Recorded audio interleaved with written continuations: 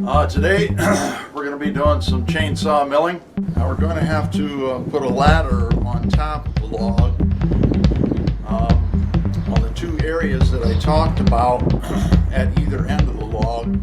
That's where the ladder is going to be placed.